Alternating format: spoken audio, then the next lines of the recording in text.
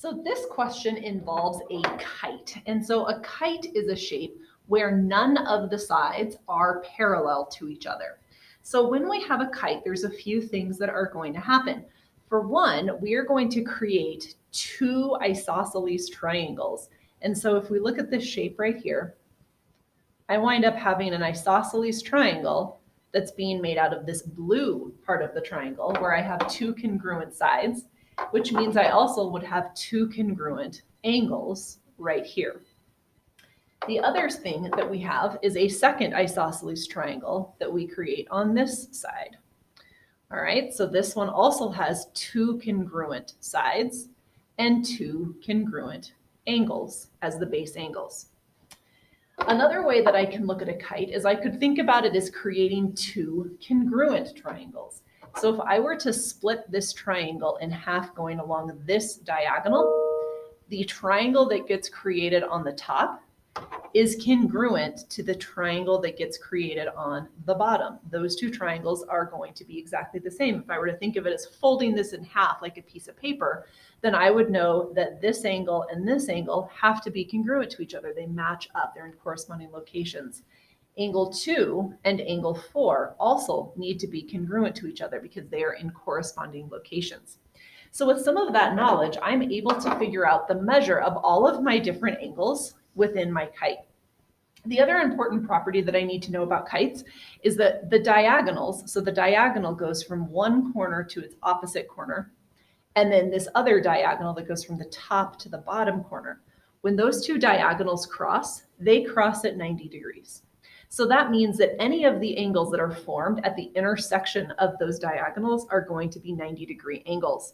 So if I need to find the measure of each of the angles in this picture, I can use these properties in order to be able to find each of my angles. So for instance, I'm going to start just by finding angle 1, because if I know that these cross at 90 degrees, the diagonals cross at 90 degrees, then that means that angle 1 is a 90-degree angle.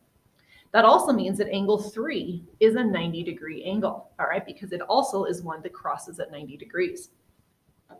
So with that in mind, then I can use some other math in order to find some of our other pieces. So the next thing I want to do, so I know I also need to find the measure of angle 4 and the measure of angle 5. So I'm going to look for where are some easy places. What are some easy angles to find?